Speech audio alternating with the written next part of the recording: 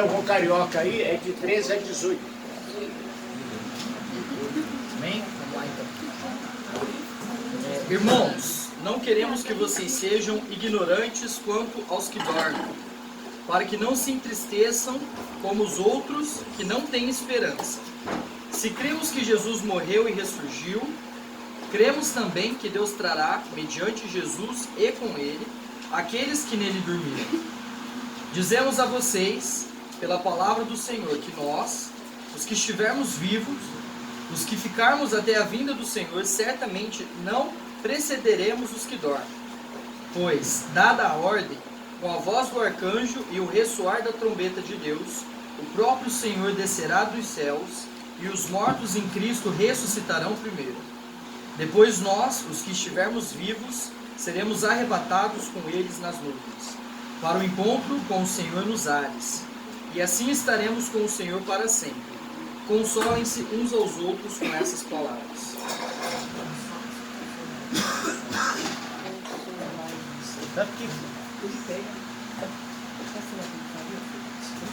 Obrigado.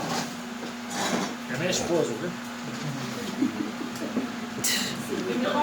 Só 45 anos. Só 45 anos aí. Como diz os mineiros, Ela é virtuosa.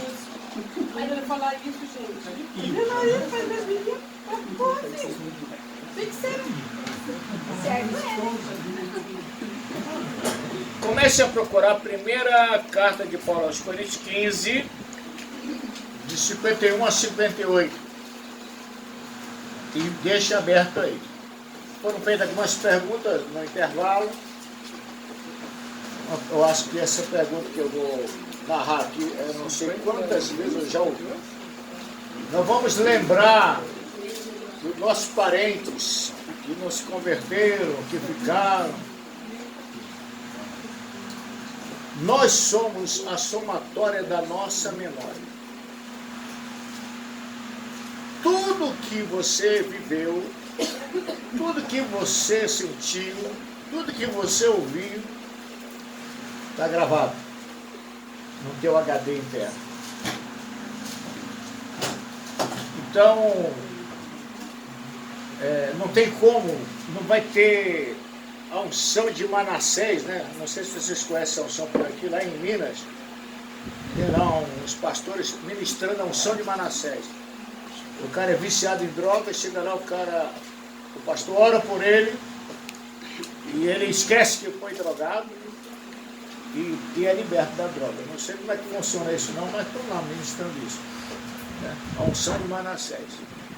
Só que nós não vamos nos esquecer de nada.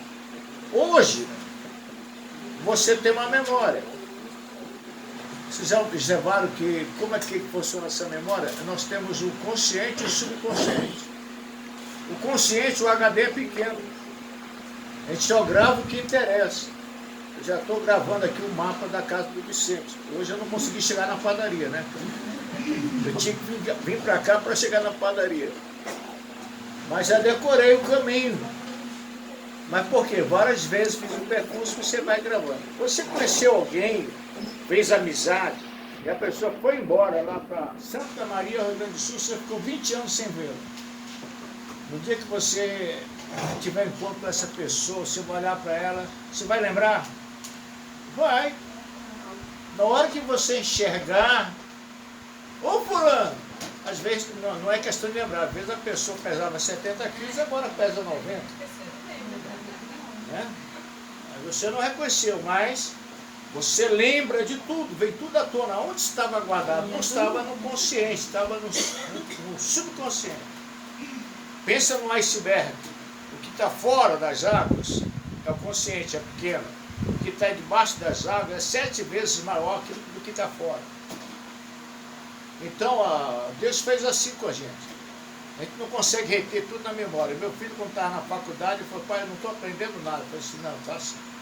Confia no que você está vendo e ouvindo. Porque na hora da prova, na hora da necessidade de usar o conhecimento, vem à tona. Você tem que confiar nisso. E o ímpio tem todos esses recursos. E você tem algo mais ainda. O Espírito Santo te faz lembrar. Então, voltando a esse tópico dessa pergunta aí, nós vamos nos lembrar. Eu tenho lido muitos livros sobre experiências de quase morte, pessoas que morreram, ressuscitaram, pessoas que foram arrebatadas e voltaram aí para o corpo. Eu vou dizer uma coisa, a maioria que foi lá não gostou de ter voltado. Tem pessoas que morreram e ressuscitaram e tiveram dificuldade de novo de ter contato com a família. Porque esses laços que nós temos aqui é sangue. É o que nos une. Lá do outro lado, o relacionamento é outro. Marido e mulher, aproveita enquanto está na terra, meu filho. Use e abuse, porque depois que chegar lá, não vai ter o tchan, não. Nós seremos assexuados. Se não tem sangue, não tem sexo. A existência do sexo é o sangue. Toda excitação, toda essa anatomia aí, na terra aqui, por causa do pecado de Adão, depois dos 50 anos, lembra? Começa a diminuir tudo, né? Porque o jovem vai lá no banheiro, 16 anos, 17, 18, você já viu isso? É tchó! Aí vai lá os 60, 70 anos.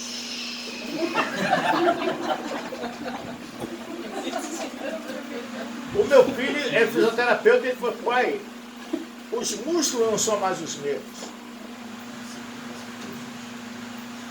Eu estou vivendo um dilema, gente. Na minha cabeça, eu não passo de 30.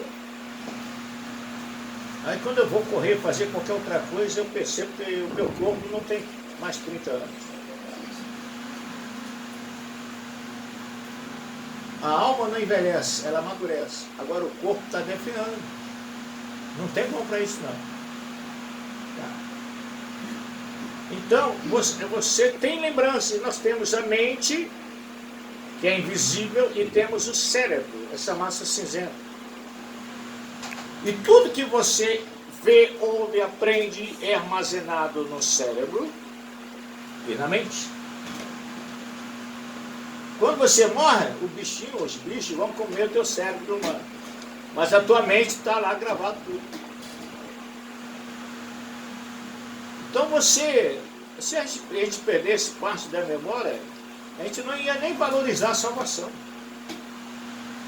Por que a pessoa que se converte jovem, adulto, valoriza mais a salvação do que aquele que nasceu no evangelho? Porque ele percebeu o dia do seu novo nascimento. Aquela cultura, ele era uma velha criatura pecadora, agora ele é uma nova criatura. Ele nasceu, agora ele passou por uma metamorfose, né? O jovem criado no lar cristão, ele olha para esse mundo velho e ele quer provar um pouco. Porque ele acha que é bom. A gente que veio de lá, a gente sabe que é podre, não quer nada daquilo. Mas o filho de crente é difícil. Porque ele é de carne e osso, tudo, e agora tudo é proibido para ele. Ele quer provar. Quase uma vez eu perdi uma senhora idosa na minha igreja e eu falei na pregação assim, o pecado é bom. Se o pecado fosse ruim, ninguém pecava. É ruim no sentido espiritual, a gente entende isso. Então, um jovem não crente, ele fica... Então, lembrança você vai ter agora. Você não vai pensar como pensa hoje. Quando você estiver no corpo glorificado, a tua situação vai ser totalmente diferente. O meu filho foi arrebatado com 11 anos de idade. Com 3 horas e meia fora do corpo. Ele fala de coisas lá no céu. Isso marcou a vida dele. Porque ele provou daquele gozo que nós vamos ter permanentemente. Porque hoje, você tem o Espírito Santo, você tem gozo, mas por causa da vida diária, das lutas, da dificuldade, da necessidade de correr atrás do pão de cada dia, entendeu? Há momentos que você não percebe. Eu preguei ontem na Excel sobre isso, a presença de Deus. Nós temos que estar buscando isso na nossa vida, na empresa, na faculdade. Senhor, aí a gente canta, basta que me toque, Senhor. Basta que me toque. A gente precisa sentir um toque. O cristão não vive pelo sentir, ele vive pela fé, mas como é gostoso sentir. Não é? Você já não ficou arrepiado, sentiu aquele calor no corpo, parece que o dia não passava, a noite não passava. Aí eu sempre, se pudesse dar uma pausa nesse momento e eternizar esse momento. Quem já não foi para um retiro de 3 dias gostoso, do poder, né? A glória de Deus. Você volta segunda-feira para o trabalho, não dá uma melancolia, não dá? Você estava lá no Monte Tabor, agora desceu para o vale. Por isso que a visão celular tem que ter uma técnica, porque você vai lá para aqueles 3 dias lá, não pode usar celular, não pode usar nada, é Bíblia, é uma gostosa lavagem cerebral, né? Presença de Deus, Bíblia, você... Aí quando volta para a vida normal da igreja, para a tua vida normal, você fica meio assim. E alguns se perdem nisso, sabia? Aí tem que ter um reencontro, tem que ter um outro movimento, porque quem passou pelo Monte Tabor, Pedro ficou empolgado, Pedro era brasileiro, agora gente, vamos fazer 3 tendas aqui, bora. Que é gostoso, né? Então, você vai ter lembrança dele, mas você não vai viver lá no céu triste, porque um parente X não foi, qualquer coisa. Você vai ter, talvez, momentos, assim, poxa, lamentar, mas porque ele enxugará dos nossos olhos toda a lágrima. No céu, no estado de glorificação, não existe tristeza. Paz, alegria, permanentemente, eternamente. Tá? Então, é lícito, a gente sofre, né? O crente, eu já fui em vários funerais, eu fico olhando como é diferente dos ímpios. Os ímpios choram, só falta arrancar o cabelo. Aí eu vejo os crentes estão enterrando lá, tomando cafezinho, de vez em quando tiver uma risada. Então, como é que parece que tem gente rindo no velório, né? Esses crentes são malucos. Mas porque a gente tem certeza da nossa ressurreição. A gente sabe de onde nós estamos indo. Amém. 1 Coríntios 15, de 51 a 58.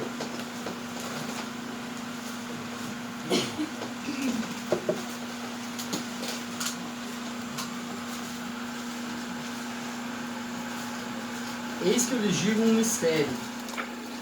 Nem todos dormiremos, mas todos seremos transformados. Num momento, num abrir e fechar de olhos, ao som da última trombeta, pois a trombeta soará, os mortos ressuscitarão incorruptíveis e nós seremos transformados. Pois é necessário que aquilo que é corruptível se revista da incorruptibilidade, e aquilo que é mortal se revista da imortalidade. Quando, porém, o que é corruptível se revestir da incorruptibilidade, o que é mortal de imortalidade, então se cumprirá a palavra que está escrita: a morte foi destruída pela vitória. Onde está, ó morte, a sua vitória? Onde está, ó morte, o seu aguilhão? O aguilhão da morte é o pecado, e a força do pecado é a lei. Mas graças a Deus, que nos dá a vitória por meio do nosso Senhor Jesus Cristo. Portanto, meus amados irmãos, mantenham-se firmes e que nada os abale. Sejam sempre dedicados à obra do Senhor, pois vocês sabem que no Senhor o trabalho de vocês não será inútil. Tá bom, aí. Os 2 textos agora explicou o que eu tentei explicar. Deu para entender tranquilo isso aí? O arrebatamento é um evento que não é a segunda vinda. Não tem nada no Velho Testamento sobre o arrebatamento. Tem sobre a segunda vinda. Se você conversasse com o judeu antes da primeira vinda, o judeu olhar para frente, ele enxergava a vinda de Jesus. Por isso que os judeus, muitos não aceitaram Jesus como Senhor, como Messias. Por quê? Eles viam Jesus, o Messias, a pedra de Daniel capítulo 2, que destruiu a estátua. aquele rei que ia libertar Israel dos poderes gentios, o rei vitorioso, vencedor, que ia governar em Jerusalém para sempre. Mas eles esqueceram de ver as outras profecias, que ele veio montado no jumento, que ele morreria na cruz, Isaías 53. Então, os judeus olhavam para o futuro, via uma vinda. Hoje, a gente já tem primeira vinda e vai ter a segunda. A gente está interpretando o texto. A gente já entendeu isso aí. Primeira vinda, ele veio no jumento, ele veio para morrer na cruz. Na segunda vinda, ele vem como Rei dos Reis, Senhor dos Senhores. Só como ilustração, a ilustração ajuda a gente a memorizar. Dois amigos desde a infância fizeram o fundamental, o médio, juntos. Quando estavam no médio, um deles não foi para a faculdade, foi para o caminho mau, virou bandido, assaltante, matou muita gente. O outro fez faculdade de Direito, tornou-se um grande advogado. E um dia saiu a estampa no jornal do julgamento do bandido. E aquele amigo de infância, agora advogado famoso, lembrou-se do seu amigo, foi até a cadeia oferecer os seus serviços de um advogado. E aquele outro amigo de infância, eu não preciso de você, pode ir embora. E o advogado foi embora, o tempo foi passando, está chegando a hora do julgamento, aí o moço bandido caiu em si e disse, eu preciso de um bom advogado. E mandou chamar o seu amigo. O amigo advogado foi lá e disse, olha, agora é tarde, porque eu acabei de ser nomeado juiz. Então, hoje, ele é advogado. Amanhã, ele será juiz. Então, primeira vinda, ele veio como o ser humilde, ovelha que foi levada, muda para o matadouro. A segunda vinda, ele vem esmiuçar, ele vem destruir seus inimigos, ele vem trazer juízo. E a gente tem que discernir isso aí. Primeira e segunda vinda. Então, arrebatamento, o mundo não vai ver. Quando o Cristo encarnou, tornou-se um ser humano como nós, mas não deixou de ser divino. Ele continua sendo Deus.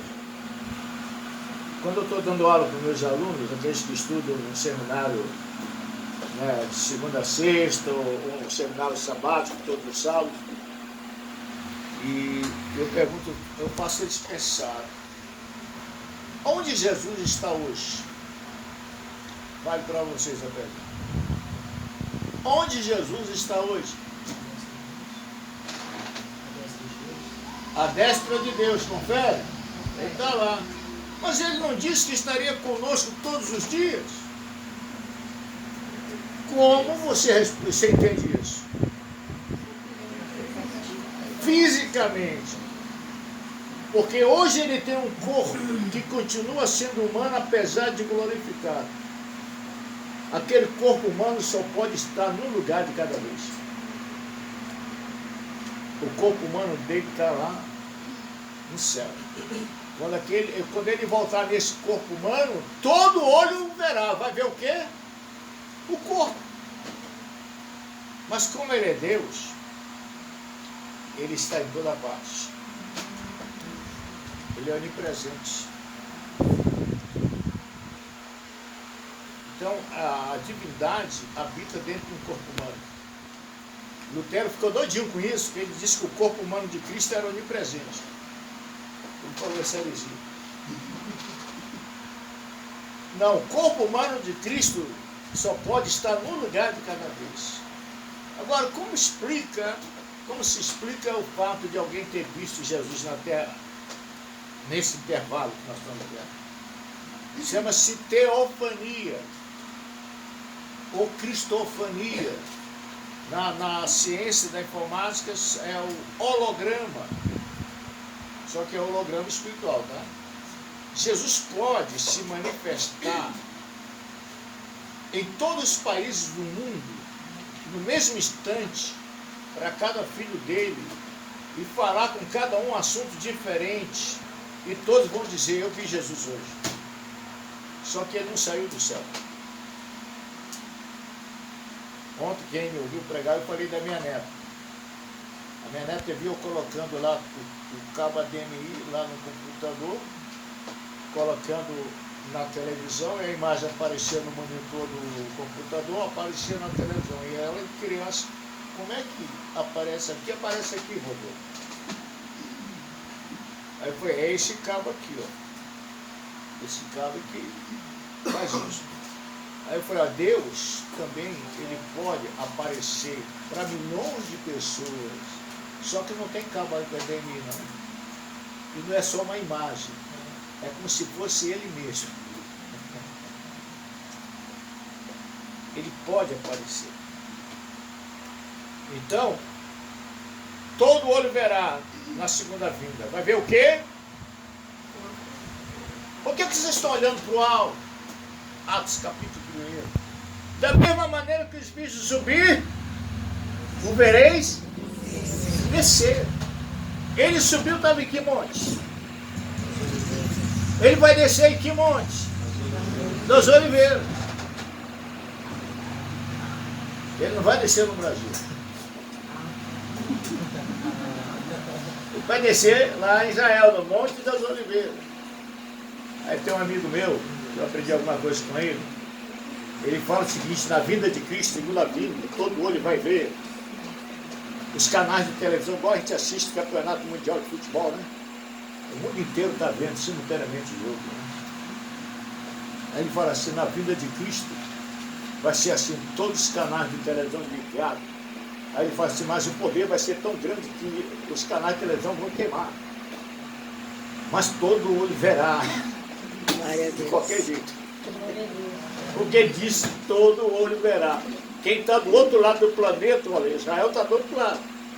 Mas todo olho verá. Porque ele quer que as pessoas vejam e todo olho verá.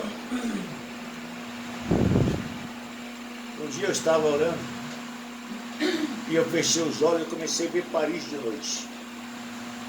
Aí eu abri os olhos e falei assim, eu não fui arrebatado. Eu estou em Belo Horizonte. Aí eu falei, isso é visão? Aí, eu nunca tive visão. Eu nunca vi nada do mundo espiritual, não vejo anjos nem demônio, graças a Deus, não estou interessado em ver. E se Deus quiser que eu veja, eu prefiro ver anjos do Senhor. E eu fiquei curioso com aquilo, voltei a orar em Paris de noite. E eu não conseguia, porque eu como se eu estivesse no alto e meu zoom era o mesmo, para perto e para longe. Eu abri os olhos de novo, falei, senhor, que negócio é esse? Aí quando eu fechei os olhos, comecei a ver outra nação e eu não tinha referência, cartão postal que eu tivesse visto, porque todo mundo sabe o que é a Torre Eiffel, né? Quando eu vi naquela visão a Torre Eiffel, e o Espírito Santo falando que era Paris, eu sabia que era Paris.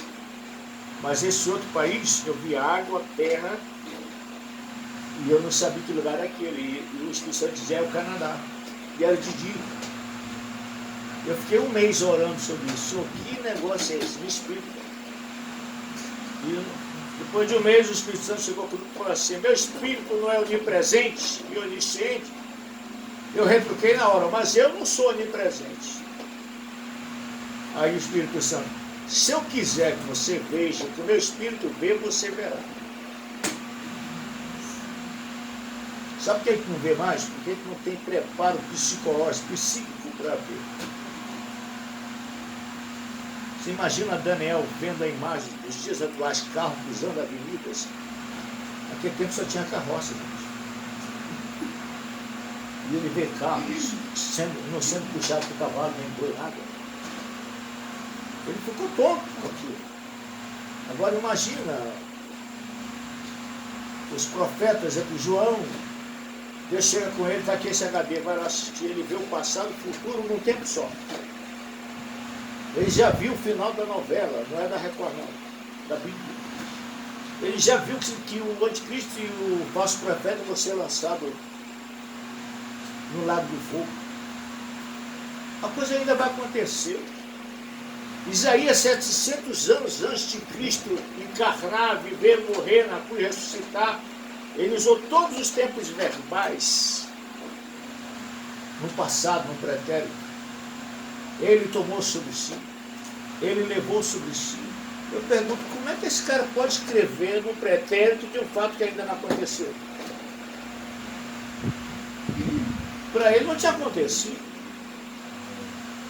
Porque Deus não está preso ao tempo.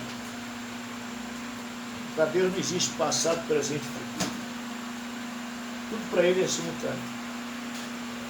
Você não era nem nascido, Deus chegou assim, escreve o nome dele aí, no livro da Bíblia. E não apaga não, porque lá não tem esse negócio, ele vai sair, vai voltar, vai sair, vai voltar, vai sair, vai voltar.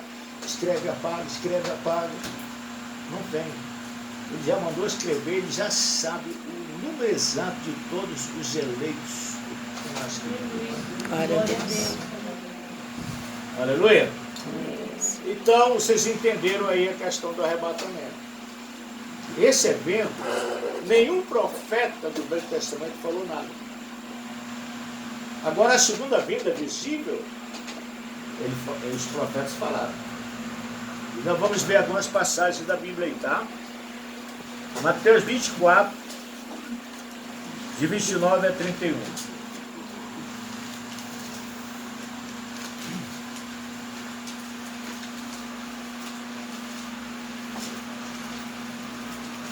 Pode ler.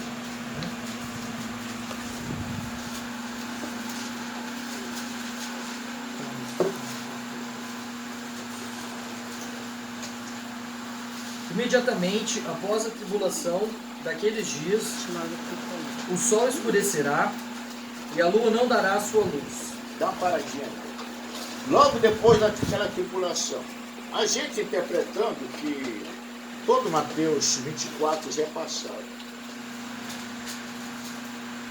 Mas ele está falando aqui, como eu expliquei no início da palestra aqui, que Mateus 24 tem fatos que já aconteceram, fatos que estão acontecendo e fatos que ainda vão acontecer. Então, quando ele fala dessa tribulação aqui, aí você tem que ir lá para Daniel capítulo 12, que diz assim: haverá uma tribulação como nunca houve, e nunca mais haverá. No ano 70, que muitos falam que essa tribulação aqui, a abominação que falou o profeta Daniel, eles dizem que foi a destruição do templo e da cidade de Jerusalém no ano 70. E olha o que o texto diz: logo depois da tribulação daqueles dias, escurecerá o sol, a lua não dará sua luz, as estrelas cairão do céu, as potentes do céu serão abaladas. Não há relato histórico que nada disso tenha acontecido no ano 70. Vocês estão entendendo isso? E fala, logo depois dessa tribulação, deu o resto. Então aparecerá no céu o sinal do Filho do Homem. Ele já veio em 70? Não veio. Então a tribulação ainda não aconteceu. Está entendendo isso? Isso é importante. Então agora nós estamos saindo, houve o arrebatamento, houve a grande tribulação de 7 anos, e agora está acontecendo o quê? O arrebatamento. A segunda vinda. Aparecerá o sinal, todo o olho verá, continua. Então aparecerá no céu o sinal do Filho do Homem, e todas as nações da terra se lamentarão. E verão o Filho do Homem vindo nas nuvens do céu com poder e grande glória. E ele enviará os seus anjos com o grande som da trombeta. E estes se unirão aos seus eleitos dos 4 ventos, de uma a outra extremidade dos céus. Para quem não crê igual vocês, igual a mim, que vai ter a grande tribulação 7 anos, que vai ter um milênio, que vai ter a segunda vinda antes do milênio, tudo isso, pega esse texto agora, o versículo 31, e diz assim, está vendo? A igreja passará pela grande tribulação. Só que esse fato aqui vai ter gente evangelizando, vai ter gente se convertendo na grande tribulação. Apocalipse capítulo 7, do versículo 8 ou 9 em diante, chega lá um ser angelical, que a Bíblia chama de ancião, e ele pergunta para João: quem são esses de versos brancos? João disse: eu não sei quem são. Ele responde: são os que vieram da grande tribulação. Então a igreja foi arrebatada, mas a salvação ainda está acontecendo durante a grande tribulação. Aí você vai para Apocalipse 20, João fala dos mártires.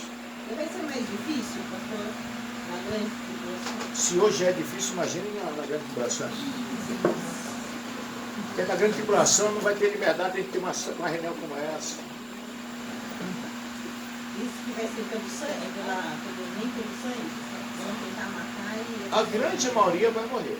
A grande maioria. São os mártires lá do Apocalipse 20.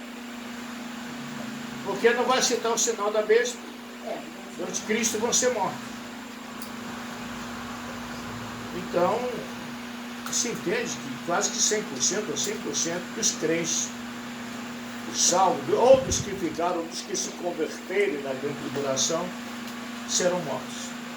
Porque não vai ter liberdade. Interessante você ver, aí lá em Apocalipse 20, João vai dizer assim: bem-aventurados estamos parte da primeira ressurreição. O que é a primeira ressurreição? A ressurreição dos justos. E o que é a primeira ressurreição? Tanto os santos arrebatados antes da grande tribulação, como os mártires, se são salvos, fazem parte da igreja. Esse grupo, dois grupos, é a primeira ressurreição. Só há uma diferença entre eles. Aí eu vou fazer uma pergunta que é uma pegadinha. Quantos anos a igreja vai reinar na terra?